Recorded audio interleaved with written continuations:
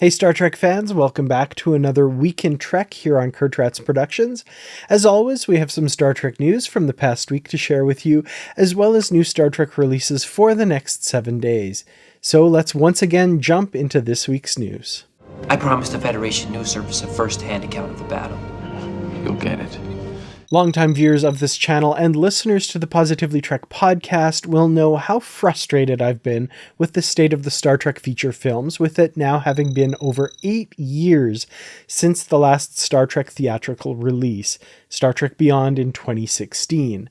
For the record, that gap is now longer than between any 2 Star Trek films previously, including between Star Trek Nemesis and the first of the J.J. Abrams Kelvin timeline films. Well, we just got another small piece of news regarding the next Star Trek theatrical film, and as hesitant as I am to report on it, I figure what the heck.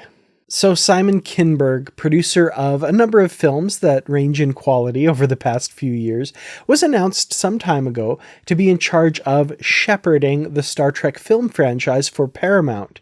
Well, news broke just last week that Kinberg had been hired by Disney and Lucasfilm to write and produce a new trilogy of Star Wars films.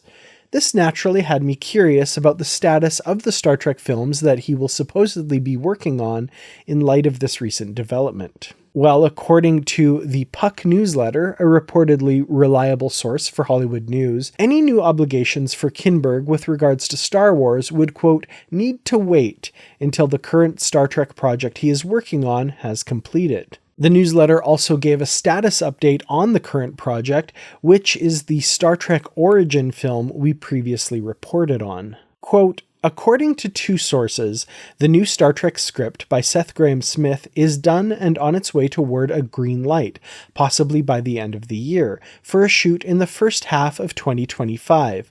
Toby Haynes of Star Wars Andor is directing the origin story set well before the USS Enterprise era. We've had so many different reports about this movie and exactly where it's going to be set and what it's going to be about.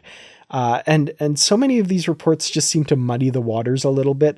What does before the USS Enterprise era mean? Do they mean before the Enterprise era, which is pre-Federation?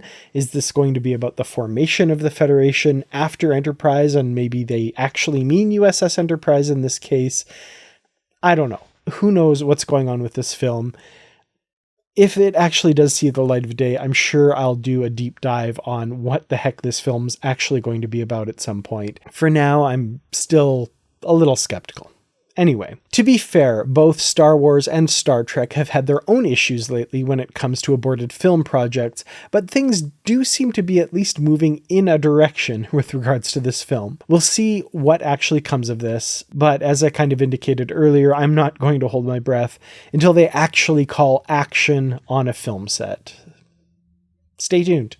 Jess Bush, Star Trek Strange New Worlds' Christine Chappell, recently spoke with PIX11 News in New York about her new art installation, B Totem, which is being displayed in New York City. The subject of Strange New Worlds also, of course, came up during the discussion, where she revealed that Season 4 will begin shooting in March of next year. Season 3 has not yet hit our screens, and we don't yet have a definitive release date, but Jess Bush was able to provide a bit of information on that front as well, telling the team at PIX11 that they are hopeful that it will be released early next year, 2025, as it is all done and wrapped. So far, the only release we have a date for next year is the streaming film Section 31, scheduled for January 24th, so presumably Strange New Worlds' 3rd season will drop on Paramount Plus sometime after that.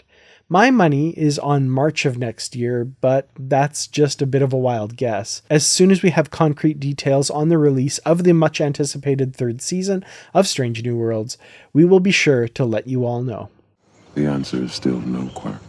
No? No to what?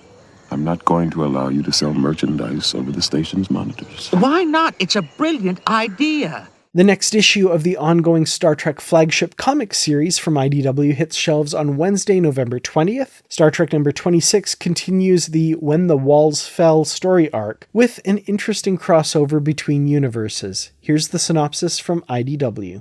In its escape from the Delta Quadrant, the USS Theseus has landed in an unknown sector of space that appears safer, if not 100 years younger, than their own. There, the crew receives a signal from an oncoming ship, the USS Enterprise. Captain James T. Kirk is hailing.